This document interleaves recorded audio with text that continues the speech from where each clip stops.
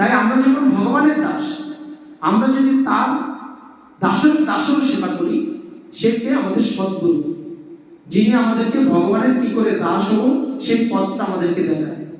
ভক্তি বেদান্ত স্বামী প্রভুপাদ সেই পথ আমাদেরকে দেখিয়েছেন। গুরু পরম্পরা রাম ঠাকুর আমাদেরকে সেই পথ দেখিয়ে গেছেন, বা যার যার গুরুদেব আছেন সেই পথ দেখিয়ে গেছেন কিভাবে আপনি ভগবানের দাস হতে হবে। তাই যে 33 প্রকার দেবতা আছে, সেই দেবদেবীর পূজা অর্চনা করার কোনো প্রয়োজন নেই আমাদের। কারণ কি, এই যে 33 প্রকার দেবতা আছে, যেটা সনাতন ধর্মের 33 কোটি বলে, কোটি শব্দটা সংস্কৃত, বাংলায় হলো প্রকার।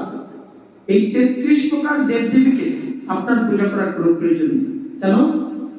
যে এই 33 প্রকার দেবদেবীও সবসময় ভগবানের সেবা করছে।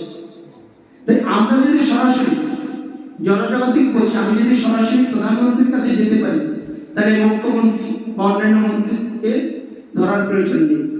তাই সেরকম জনজাগতিক ভাবে আমাদের প্রধানমন্ত্রী হচ্ছেন ভগবান শ্রীকৃষ্ণ। আমরা তার কাছে সরাসরি যেতে পারি, কোনো দেবদেবীকে ধরার প্রয়োজন নেই, শাস্ত্রে কোনো ব্যাখ্যা দেয়নি।